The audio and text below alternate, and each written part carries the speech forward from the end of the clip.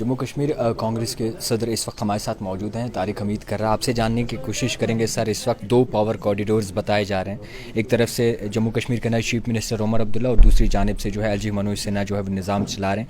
عمر عبداللہ کا کہنا ہے کہ بہت ہی زیادہ دقت آ رہی ہے لوگوں کے کام کرنے میں. سو کیسے دیکھیں گے اس پورے معاملے کو؟ دیکھیے، آپ تو یہ آج بات اٹھا رہے ہیں. جب سے سرکار بنی ہے تب سے میں اس بارے میں بولتا آ رہا ہوں کہ جو دو پاور سینٹرز یہاں اس وقت جموں کشمیر میں ہیں، یہ ریاست جموں کشمیر کے باشندوں کے واسطے بہت ہی گھاتک ہے. چاہے LG صاحب ہوں یا ہماری چنندہ سرکار ہو، ایک کلیئرٹی ہونی چاہیے کہ بزنس رولز میں بھی ان کو بنانے میں بھی کتنا ٹائم لگے گا. آج تو اب 2 مہینے ہو گئے، 2 مہینوں میں بھی ابھی تک بزنس رولز نہیں بن رہے.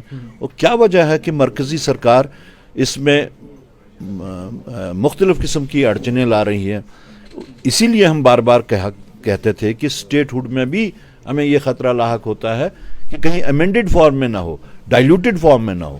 تو میرے خیال میں یہ جو بزنس رولز نہ بننے کا جو اس وقت جو دور چل رہا ہے، اس کے سب سے بڑی کیجولٹی جو ہے وہ لوگ ہیں، یہاں کی عوام ہے، جموں کشمیر کے عوام. کیونکہ کسی بھی دفتر میں جائیں، اس آفیسر کو ایک بہانہ مل گیا ہے کہ نہیں، پتہ نہیں میں LG کے انڈر ہوں، پتہ نہیں میں یہ چنندہ سرکار کے انڈر ہوں.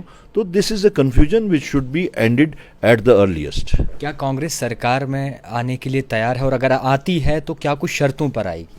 دیکھیے، یہ ابھی جو بات چل رہی ہے کہ نیشنل کانفرنس کے کسی سینئر لیڈر نے کوئی بات کہی ہے، میں اس کے اوپر کمنٹ نہیں کرنا چاہوں گا. لیکن as JKPCC chief national conference کی طرف سے مجھے ابھی اس بارے میں اپروچ نہیں کیا گیا ہے.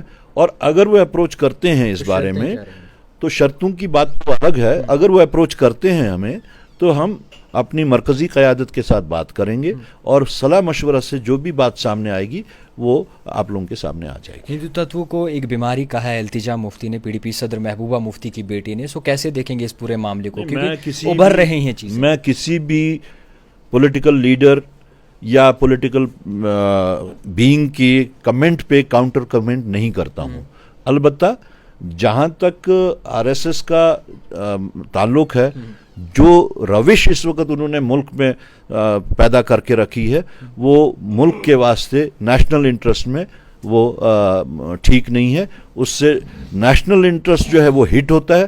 ہو سکتا ہے کہ BJP کا انٹرسٹ جو ہو اس میں بنتا ہو، but that is not in the national interest. Rohingyas کو لے کر کیا کچھ سٹیٹمنٹ دیں گے آپ؟ آخری سوال. نہیں، کوئی سٹیٹمنٹ تو اس میں ہے ہی نہیں. اس میں سیدھی سی بات ہے، انٹرنیشنل کنونشن ہے.